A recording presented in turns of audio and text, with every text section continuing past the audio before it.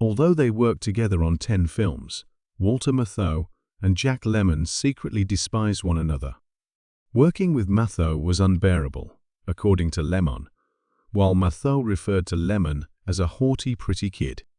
They deceived the American public for decades with their pretense of friendliness, but the truth is that they were harboring vicious animosity, hidden secrets, and a rivalry that never went away.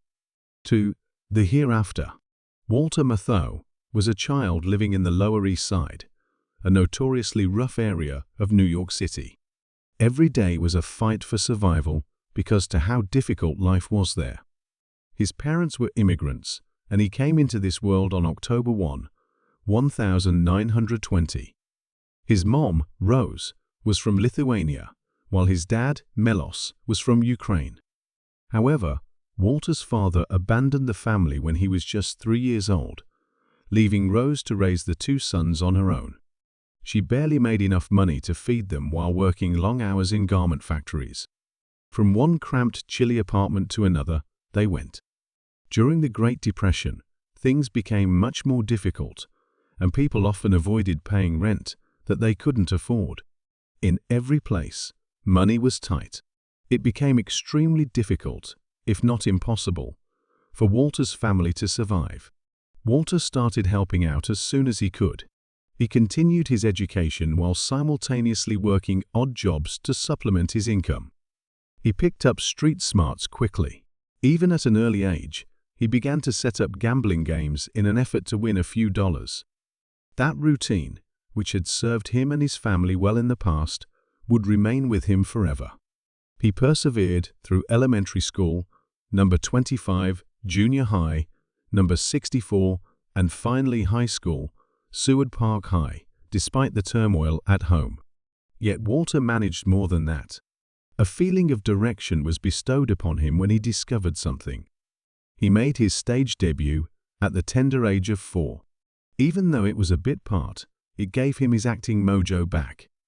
As early as the age of 11, he was working as a snack vendor at the 2nd Avenue Yiddish theaters. Thousands upon thousands of immigrants who longed for the familiarity of their own country flocked to these historic theaters. Not only did Walter sell candies, but he also listened. So he could follow the shows, he taught himself Yiddish. As he peered intently at the performers, Walter watched in awe as some of the most talented artists of the era performed on those platforms. Not long after that, he began requesting small roles in the plays. After he got them for a little extra, he put them on stage. At the tender age of 16, he secured a role in a lengthy musical comedy titled The Dishwasher in 1936. It was perfect for him. Parallel to this, he perused Shakespeare's works, committed to memory lines. To him, Mozart's music was sublime. The world wasn't merely passing by his window. He was ready for something greater by studying it and sensing it. After that, everything shifted. Walter enlisted in the Army Air Corps after the United States entry into World War II following the 1941 attack on Pearl Harbor. He boarded a bomber plane in 1942 after leaving New York and became its radio man gunner. His operations over Europe were perilous as he flew with the 453 RD Bombardment Group. The labor was inhumane. Among other significant missions, his troop witnessed fierce fighting during the Battle of the Bulge. Many others never returned from their flights on those scary planes. Prior to the war's conclusion, Walter was awarded 6 battle stars. Those years shaped him and broadened his understanding of the world's humor and suffering. It all began in the Yiddish theaters, and when he returned home in 1945, he was hell-bent on pursuing that ambition. He paid for theater school with the help of the GI Bill. He was a student of the renowned German filmmaker Erwin Piscator at New York University's School for Social Research. His training greatly influenced his style. It helped him immerse himself in his parts so he could act with genuine emotion rather than reciting lines. Both his professional and personal lives were progressing at a steady pace as his acting career took shape. He became close with several actors in the post-war years, including B. Arthur, Harry Belafonte, and Rod Steiger. Grace Geraldine Johnson was someone he encountered in that imaginative realm. They wed in 1948, and David and Jenny were their offspring. However, the future remained dim. Production after production that Walter was a part of on Broadway bombed. From 1950 to 1954, he appeared in 12 short-lived plays. After 11 years of marriage, the couple divorced in 1959 due to the strain of balancing a job with having a family. There was no easy or quick way for Walter Matthau to become a Broadway star. By 1961, he was already in a precarious position. After starring in the box office bomb Once There Was a Russian, he appeared to be at a career crossroads. After that, something changed. His role in A Shot in the Dark was cast, which made its debut at New York's Booth Theatre. Notable actors like a young William Shatner and Julie Harris were among those who appeared in the French-adapted piece. The show ran for more than a year after its initial lack of enthusiasm from critics turned into widespread buzz. Matthau became known for his hilarious and very human portrayal of a detective. He won his first Tony for that performance. That he was more than a supporting character. He was an actor to keep an eye on. Strangely enough, Matthau was also in the film adaptation of the play, but in a completely different role. At home, everything were going swimmingly around the same time. Expecting a kid of their own, he and his wife Carol were overjoyed. Matthau had been waiting for his big break for a very long time. He was 41 years old when all this happened. A short time later, in 1964, Matthau landed the part that would change people's perceptions of him for the rest of time. In the comedy, The Odd Couple, he portrays Art Carney's pristine nerd roommate, Oscar Madison, a sloppy, grouchy sports journalist. Directed by Mike Nichols and written by Neil Simon, the play became an immediate hit. The audience went wild with Matthau's unkempt charisma, and he ended up winning his second Tony. He was reportedly not acting at all, according to those around him. Oscar Madison was all he was. People were paying exorbitant rates to resell tickets to the show because of how popular it was. Specifically, there's the now iconic scene where Oscar simultaneously whips up a meal, scolds his poker friends, and answers the phone. Matthau became a genuine leading guy in the role. Curiously, he was on the verge of declining the role out of fear of being stereotyped, but his wife convinced him it was ideal for him. She had a point. It wasn't long before Matthau became a Hollywood superstar, with 1966's The Fortune Cookie.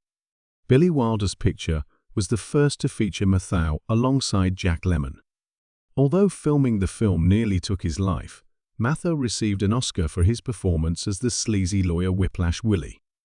He required emergency surgery after suffering a heart attack just over halfway through filming. Wilder declined the studio's offer to replace him during the 2-month production halt. According to him, Matthau is an essential part of any film. Despite his ongoing discomfort, Matthau returned to set and completed filming. The role was important. According to Wilder's subsequent statements, Matthau underwent a complete metamorphosis after The Fortune Cookie. The studio had wanted Frank Sinatra or someone more famous for the part, but Jack Lemmon actually fought for him to win the part. To everyone who helped me obtain this award, except Jack Lemmon, who stole most of my scenes, I'd like to thank. Matthau joked as he won the Oscar. His performance was praised by critics. Despite his cynicism, Pauline Kael managed to paint an optimistic picture in her writing. More essential than the financial success of the film, it catapulted Matthau to Hollywood superstardom. There were many ups and downs in Matthau's personal life within the same time period. After a protracted affair that started on the set of a play they were both involved in, he finally tied the knot with Carol Grace in 1959. Accusations of abuse and 2 failed marriages to writer William Saroyan were just a few of Carol's troubled background. But she said she discovered someone new, someone enthusiastic and generous, in Matthau. In 1962, they welcomed a son into the world and gave him the name Charles, after Carol's stepfather. The aviation industry's most influential figure, Richard Widmark, an actor, and Lillian Ross, a journalist, were even godparents to the infant. Yet, not all was sunshine and rainbows. As a result of his severe gambling problem, Matthau had amassed more than $350,000 in debt by the mid-60s. As of right now, that sum would exceed $3 million. Carol stood his side, vowing that she would keep their marriage together no matter what. She made a joke about how other wives would be mad about his gambling habit. But she didn't care, because love was the most important thing to her. Jack Lemmon's journey began dramatically in an elevator, long before Matthau made his impact on theater and movie. Even the delivery room was not present when he entered this world in 1925 in Massachusetts. Because his dad was an employee of the Donut Corporation of America, Lemmon had a comfortable upbringing. On the other hand, he had it rough in his formative years. Because of his severe ear troubles, he spent 2 whole years in the hospital before he turned 12. He missed a lot of class due to his several operations. His parents' already troubled marriage just made matters worse. They may have refrained from divorcing due to their strong religious convictions. However, despite all, the tension remained constant. Acting was Lemmon's calling. His father cast him in his first stage role when he was only 4 years old. Even though he was still recovering from surgery when he was 8 years old, he was hooked. Being in a school play, when he completely forgot his lines, but still managed to make everyone laugh, is one of his best childhood memories. The importance of feeling accepted, he argued, was more important than being amusing. In 1995, they continued their successful record with a sequel that brought in fans from a whole new generation. Their last feature picture collaboration was 1998's The Odd Couple 2, which was released 30 years subsequent to the original. For years, the idea languished in a drawer, waiting to be revived by the success of Cranky Old Guys. They shot all over California, and even recycled the original film's soundstage. Sadly, the enchantment was only partially restored.